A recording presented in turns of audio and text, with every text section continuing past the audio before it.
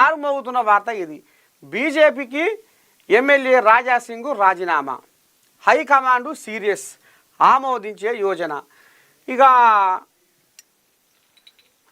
2 ఏళ్ల సంది ఇక నాన్చుకుంటా వచ్చే పాయే ఇక రేపో ఇక మాపో ఇక దగ్గరికి వచ్చినాయి, ఇక మూది ముంగటికి వచ్చినాయి. బీజేపీ అధ్యక్ష ఎన్నికలు, రాష్ట్ర అధ్యక్ష ఎన్నికలు ఇక వచ్చే ఆఖరికి వస్తారకల్లా ఇక నిన్న కథం ఓడిపించారు. ఇక మరి రామచంద్రరావును ఇక మరి రాష్ట్ర బీజేపీ పెబ్బగా నియమించుకోరు. బీజేపీ రాష్ట్ర పగ్గాలు రామచంద్రరావు చేతిలో పెట్టిర్రు. ఇక అంత బాగానే ఉంది. కానీ మరి ఎలక్షన్ల ముందర గప్పుడు బీజేపీ వాళ్ళు బీసీల రాగం బగ్గ ఎత్తుకుర్రు. మరి బీసీలకు ఎందుకు ఇస్తలేరు మరి అవివన్న పదవులు? అసెంబ్లీ పెబ్బ ఓసీనే, మళ్ళీ ఇప్పుడు రాష్ట్ర బీజేపీ అధ్యక్షుడు కూడా ఓసీనే. మరి ఈ ఏడవైంది వీళ్ళ ప్రేమ, ఇది కపట ప్రేమనా లేకపోతే అసలు ఏం నడుస్తుంది బీజేపీలా అనేది ఇప్పుడు సోషల్ మీడియాలో కోడై కూస్తుంది. ఇక ఎప్పటి నుంచో ఈ కోయిలాగ కూడా ఇక మరి పార్టీలో కొన్ని కోయిలాగలకు ఇక మరి పడిపడక మీ భాగవతం అంతా నా దగ్గర ఉంది, నన్ను సస్పెండ్ చేయిది, నన్ను సస్పెండ్ చేస్తే ఈ ఎవరెవరి చిట్టా ఏంది ఏం కథ అని నేను ఇప్పి చూపిస్తా, ఈ లోకానికి మీ తప్పులన్నీ ఎత్తి చూపుతా అని ఎప్పటిసందో ఈ కోయిలాగా కాడెత్తేసి కూర్చుంది.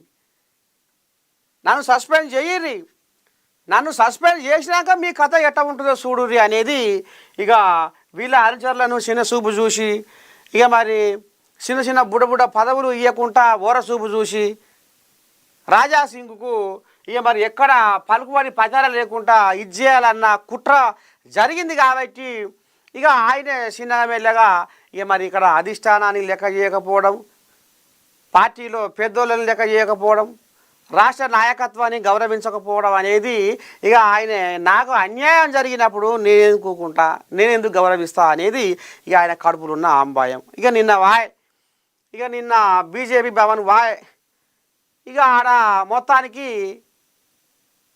గందరగోళమే తయారైంది. ఆఖరికి వస్తారకల్లా ఇక నేను అధ్యక్షునిగా ఉంటా అన్నట్టుగా నామినేషన్ చేసిండు, 3 సంతకాలు తీసుకుంటూ మొత్తానికి కాడెత్తేసి ఇక అయిపోయింది. మీకు నాకు రుణం బాసిపోయింది, మీకు నాకు బంధం తెగిపోయింది, ఇక మీరు అటే నేను ఇటే, మీ అంతలో మీరే నా అంతలో నేనే, ఇక మీకు నాకు ఎలాంటి బంధం లేదు అనుబంధం లేదని కథ కట్ చేసుకొని బయటకు వచ్చిండు.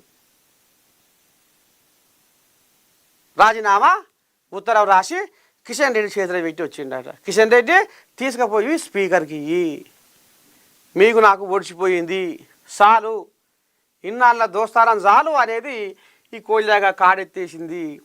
ఇక మరి ఇప్పుడు ఈ కోయిలా పరిస్థితి ఏంది, రాజాసింగ్ పరిస్థితి ఏంది, ఎళ్ళకు పోబోతుండు, పోయినా ఇముడతాడా? మరి ఈయన పక్క హిందుత్వవాది, మరి బీజేపీ అన్న అవకాశానికి రంగు పూసుకుంటుందేమో కానీ ఈ రాజాసింగ్ పూసుకోవడం అనేది ముద్ర వేసుకుంటు తెలంగాణలో. ఎందుకంటే ఇక మరి ఒకప్పుడు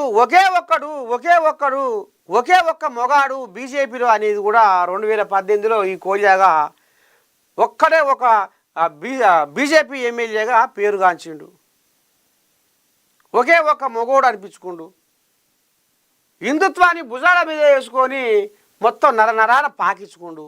మరి రేపు కాంగ్రెస్లోకి పోతాడా, బీఆర్ఎస్లోకి పోతాడా, లేకపోతే పక్క రాష్ట్రం ముంబైలో ఉన్నటువంటి మరి శివసేనలో గిట్ట షరీక్ అయ్యేమన్నా ఈడ తెలంగాణలో రాజకీయాలు నడిపిస్తాడా అనేది కూడా ఇప్పుడు తెర మీదకి వస్తుంది.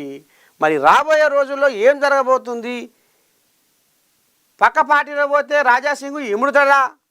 పక్క హిందుత్వవాది కాబట్టి, మరి హిందూ భావజాలం ఉన్న వ్యక్తి కాబట్టి మరి ఈయన రేపు పక్క పార్టీలలో ఇవ్వడు అనేది కూడా సోషల్ మీడియా కూడా కూస్తుంది. కాబట్టి మరి ఎటు ఈయన దారి అనేది ఇప్పుడు ప్రశ్నార్థకంగా మారిపోయింది తెలంగాణలో. సరే చూద్దాం. ఇక మరి ఈయన కథ ఇట్లా ఉంటే రాష్ట్రంలో గుడిసెలు ఉండొద్దు, ఇప్పటి వరకు 3